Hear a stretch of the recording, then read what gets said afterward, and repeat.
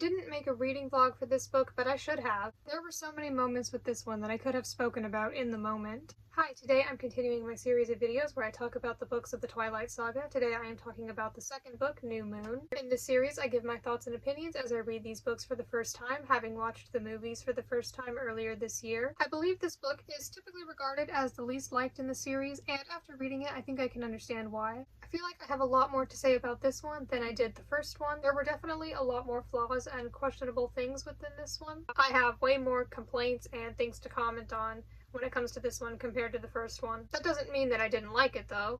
I did overall enjoy it, and near the end of the video, I'll give you my rating for it. So the first book was about Bella and Edward meeting, and then this book has a big focus on the character of Jacob. Let's start at the beginning, and then I will just give my thoughts that I had throughout reading this. I think it starts out strong. The first chapter does a good job at introducing and representing one of Bella's main problems now, which is turning 18 and becoming older. And I really like the way it's done with the dream, and how she doesn't realize right away what it means. A bunch of things are addressed in the first chapter about her life and her relationship with Edward, and all these things are pretty important later on in the story.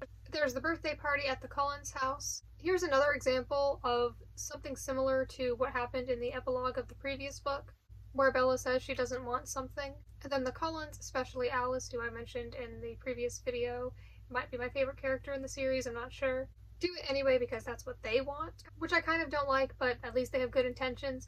But I suppose this is also put in there for the sake of the plot. But you know what, it's okay if I don't like it, because I like that Alice as a character, and all the other characters as well, are written just like a real person. There's so much depth to her, there are a lot of different things to her, so naturally there are going to be some things I like and some things I don't like. The things I don't particularly like aren't deal breakers for me, because if you know someone for long enough in real life, you'll probably feel the same way about them. That applies to all the characters, really. I think it has a good start, a good first chapter. I think it does well at setting up this book, what's to be expected in it, and it sets up many different important pieces of basic information about the book. Then the chapter ends with Bella getting attacked by Jasper after she gets a paper cut.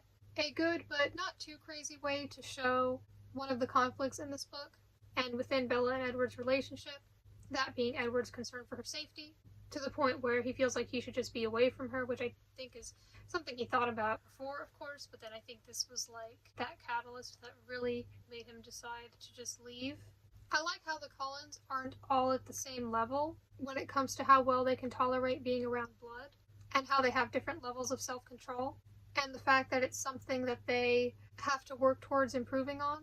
I really enjoyed the part of Carlisle giving Bella stitches, because during that time he's able to tell her more information, specifically about Edward's past, his human life, and when Carlisle changed him. That was a scene where two things were happening at once, so I think it was done well. There are a lot of different things and plot points going on in this book. It's interesting how there's this point about Bella desperately wanting Edward to change her, but he doesn't want to. It's a compelling situation where I understand both their perspectives on it. Then Edward leaves and Bella enters her depression, brokenness, whatever you want to call it. Once we get to this point for her, it goes on for almost the entire rest of the book and just affects everything. It can be felt by the reader because it's impossible to ignore while reading it. It's just a part of it. It just overtakes the whole book. The emotions are strong with this one. She's not doing well. Her life has just completely changed and been turned upside down.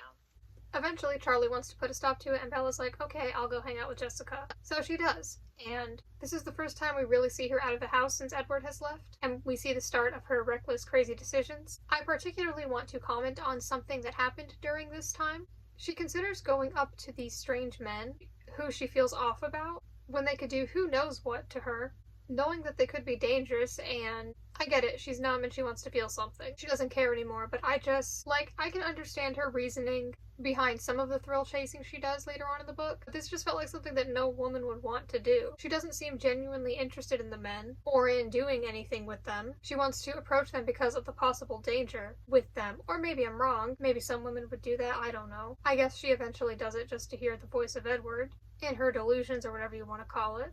I just remember feeling a bit shocked and appalled at reading that scene. I was like, girl, what are you doing? This feels like an insult to women. Then there's the stuff going on with the apparent bears being spotted, which we later know to just be the gang of wolves. It's interesting how that stuff was mentioned before everyone fully knew what was going on.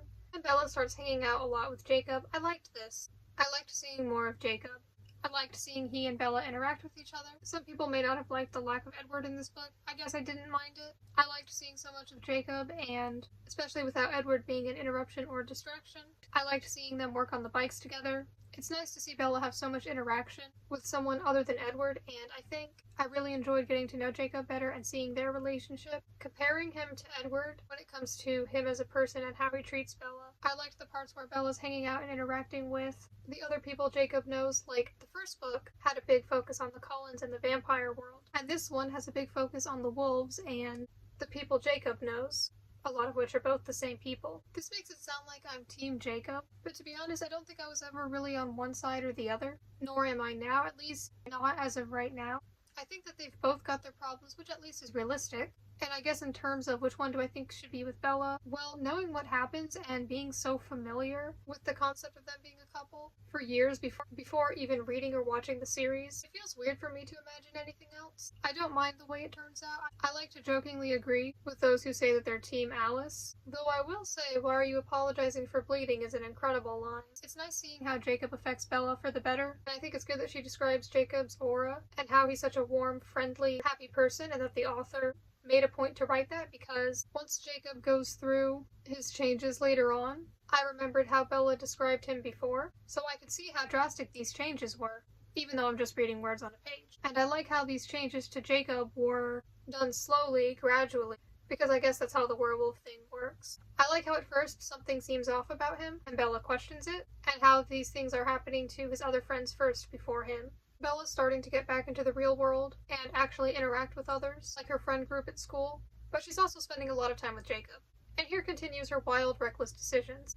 She is out here riding motorcycles just for the adrenaline, crashing them, and constantly ending up in the hospital and having to get stitches, but she doesn't intend on stopping because she gets that adrenaline and she hears Edward's voice in her head. This was just wild to me. That doesn't sound like a pleasant experience. It sounds incredibly unpleasant. I mean, maybe some people wouldn't mind going to the hospital over and over again for something that is completely preventable. Getting stitches, to be fair, I haven't tried it, but I don't plan on it. And I guess she finds it worth it. Like, I feel like with all this going on, she shouldn't just be going to a hospital for physical stuff. You know, maybe this is supposed to be a representation of how love and mental illness can make you just not care about anything and make some crazy decisions, but if this book is supposed to be teaching a lesson of that message, it's not teaching that lesson, because she never really goes over what she's doing to be wrong. She's fully enabling herself, wanting to be a rebel, and the only thing that makes her stop all this crazy nonsense is seeing Edward again, but if she hadn't seen him again, she'd probably continue. So the book just so happens to be like, oh well, everything is fine now, but otherwise it wouldn't have been.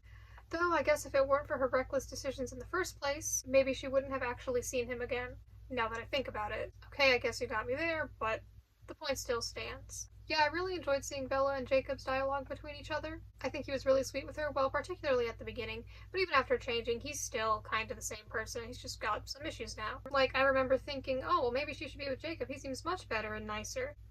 That was what I thought at first with both the movies and the books, but then I was like, okay, maybe not. Maybe he's got some issues too. There are some more threats and conflicts that are introduced, that being Laurent and Victoria, and I just got a comment on something here. On page 198. The wolf closest to me, the reddish-brown one, turned its head slightly at the sound of my gasp. The wolf's eyes were dark, nearly black. It gazed at me for a fraction of a second, the deep eyes seeming too intelligent for a wild animal. As it stared at me, I suddenly thought of Jacob, again with gratitude. At least I'd come here alone, to this fairy-tale meadow filled with dark monsters. At least Jacob wasn't going to die too. At least I wouldn't have his death on my hands. Then another low growl from the leader caused the russet wolf to whip his head around back toward Laurent. Now, I know that I watched the movies first, and that I know that Jacob eventually becomes a werewolf, but I feel like this was kind of stupid. Like, I think the word russet had so far only ever been used to describe Jacob's skin, and not just once, but multiple times. This doesn't feel like foreshadowing or hinting. It feels like trying to say, I'm glad Jacob's not here with me, when it's obvious that that's him. Now, maybe it's not so obvious to people who didn't know, but also there was saying that it seemed too intelligent to be human. She just said way too much, I feel, that gave it away. Like, she could have just said one of those things. She suddenly thought of Jacob. Really? I know she had no idea it was Jacob, but the writer did, which is why it's so obvious to us. I'm not calling her entirely unintelligent. She didn't know then that werewolves were a thing. I'm calling the writing in just this one moment kind of unintelligent. I think that it is intelligent in many other ways, and I think that it is for the most part, and I think there are a lot of things to this series that are very good. There's clearly a lot of thought put into it. It's just this one moment I wanted to comment on. I see what she was going for, but I don't think it worked here. I don't think that was just because I knew that that was Jacob. Anyway, as things progress and Jacob changes, I thought it was interesting how there was the conflict and tension between Bella and Jacob over the Cullens, but I like how he came to her house through the window after an argument and apologized to her. I like how even though he is now what could be considered a monster, he's still some of his old, sweet, caring self. Like, he seems genuinely sorry. And I think that he has still a different attitude from Edward. Their personalities are still pretty different from each other, I think. Like how in the first book, it was interesting to see Bella figure out that Edward is a vampire. It also takes her some time to figure out that Jacob is a werewolf. She went through a similar process. And also, like with Edward, this change in Jacob's life causes some conflict. And just like with Edward, Jacob has his concerns for Bella when it comes to her safety and well-being, being involved with him, though of course she doesn't care, she'll just put herself in danger. I guess it's nice of her to be so accepting and open-minded, but be a little careful. This really further strengthens the whole love triangle thing. There wasn't a whole lot of it in the first book, but the second book really sets it up, and then I haven't read the third yet, but I believe that's where it really happens more. It's at this point that Jacob becomes no longer seemingly perfect or like the better option for her. Some people might still think he's the better option at this point, but I'm saying at this point, it's not like it should be him to the point where it just feels unfair and like he's perfect. Now he's got his own supernatural problems too, because she just can't seem to be with someone who is just an ordinary human, and she addresses this. All the stuff with Alice coming back, her and Bella going to Italy, and all of them coming back home together, it kind of felt like I was just reading the first book again. Because now Edward was back. I liked the ending. I thought the concept of the mortality boat was really interesting, and it was a way to once again show how different each of the Cullens are. So now I'll go over some overall thoughts about this book. Yeah, this one was pretty wild.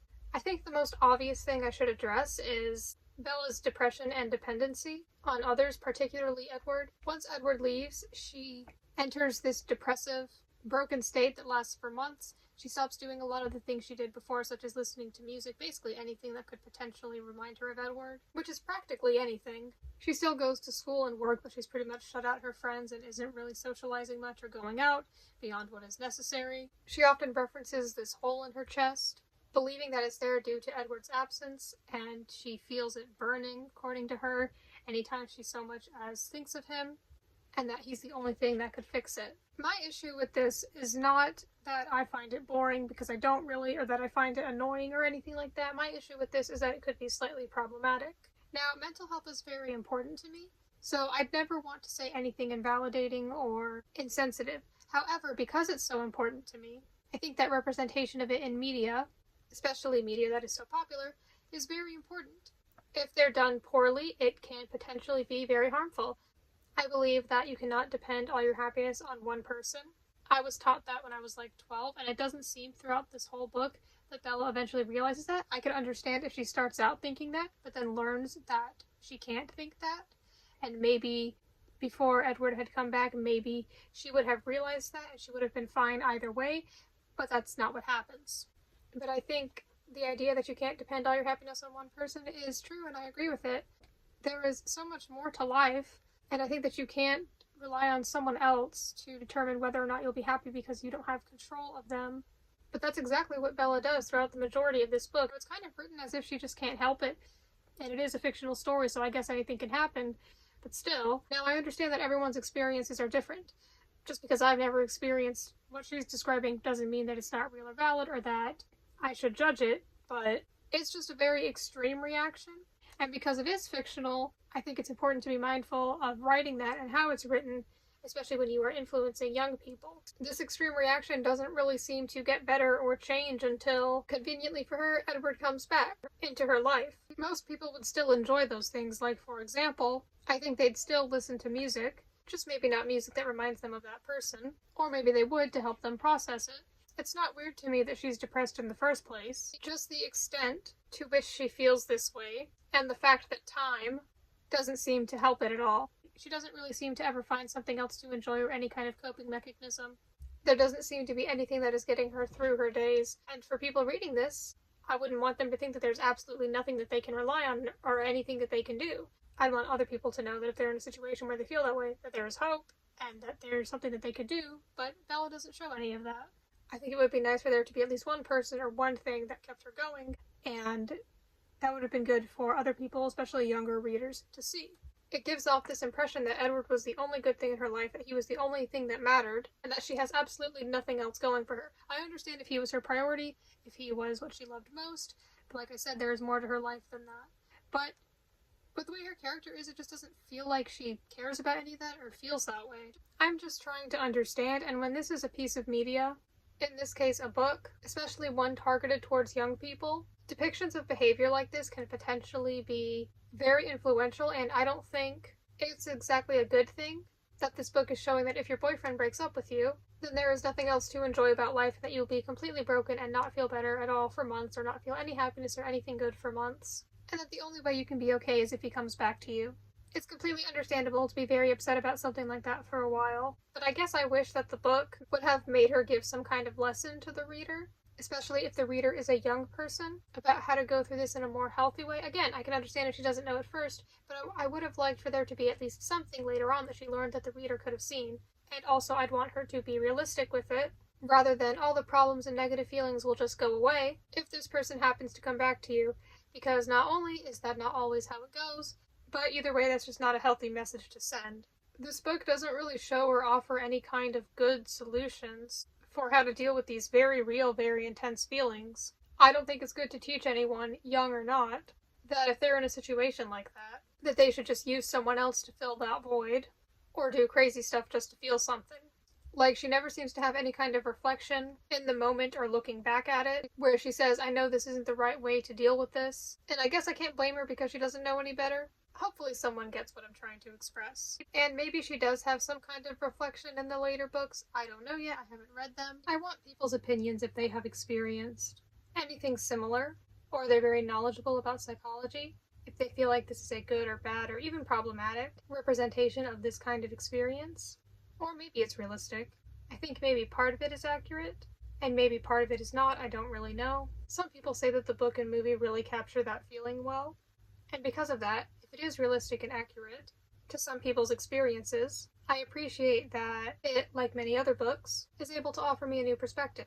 I love that books can help me learn and understand different experiences that I otherwise would never encounter. But regardless of whether or not this is how some people feel in real life, I think that since she is a fictional character in this written piece of work, maybe this isn't the kind of character, behavior, and mindset that you, as the author, want to promote to people, especially young people like this series' target audience. At one point, Bella thinks, as if I cared what my other friends thought when someone brings them up in some conversation. She doesn't seem to care at all about her other friends. She seems to somewhat care about her dad. It's just a bit gross, you know? I think she should care more about other people, but maybe she just can't help it. I guess that's just who she is, but even if she can't help it, you're still allowed to dislike that. That just sounded so careless and harsh. I mean, I get caring the most about the person you're romantically interested in and spending a lot of your time thinking about them, especially as a teenager, but I had friends that I cared about too. It's just, again, I know everyone and their experiences are different, but is anyone really like this? Or nothing can physically possibly make her happy? I just feel like humans don't work that way. I do think it was nice to see her interact with Jacob and get some happiness from him and his friends, so at least there was that.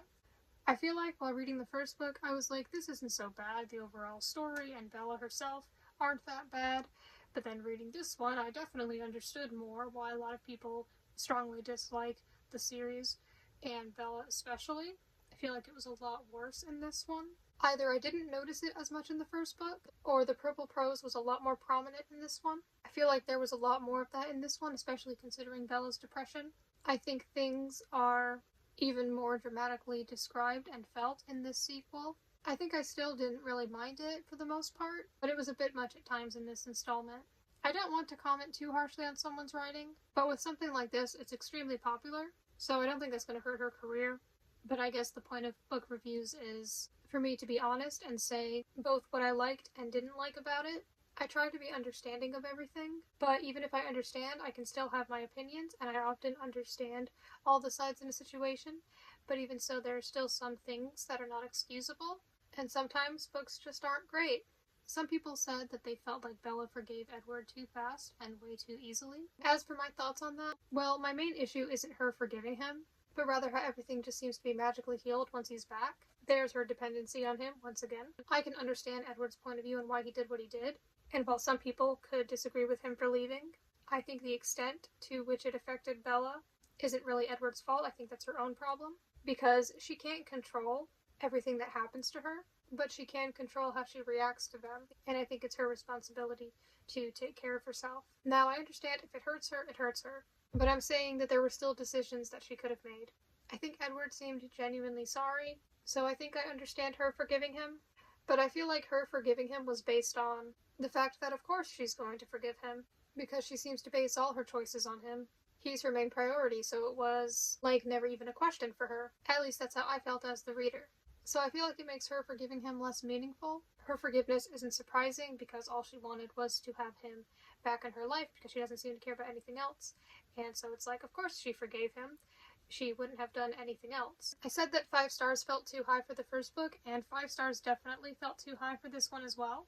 But based on how much I enjoyed it, 3 stars felt a little too low. So far my ratings of the books have matched my ratings of the movies. Let's see if I rate Eclipse 5 stars after reading it. New Moon definitely leaves a lasting impression. Whether it's a good or bad one, I'll give it that. Now, did I enjoy this one more or less than Twilight? I think Twilight had less problematic aspects to it, but I'm really not sure which one I enjoyed more. I think they both had good things to them. Maybe Twilight, I'm not sure. I don't think these books are bad. I like the world building. I like the characters. I like the overall story. I enjoy it. There are a lot of little things I like about this series, and I've mentioned those things in my videos about them. I definitely have a lot to say about them. I think that, for the most part, it is quite well written. Again, it's not everyone's thing, but I definitely don't think it's a bad book. I just had some things to say about this one that were less than ideal. Maybe I would have liked it more if I had been a little younger when I'd first read it, like a preteen or a younger teenager. Maybe Bella and Edward's relationship would be ordinary and not interesting at all if they were both just regular humans, but that's not the case with this. That's not the point of the whole series. I'm excited to read the rest of the series, especially because Eclipse was the movie that I enjoyed the most. We'll see if Eclipse is the book in the saga that I enjoyed the most, but I will have some other books to talk about first.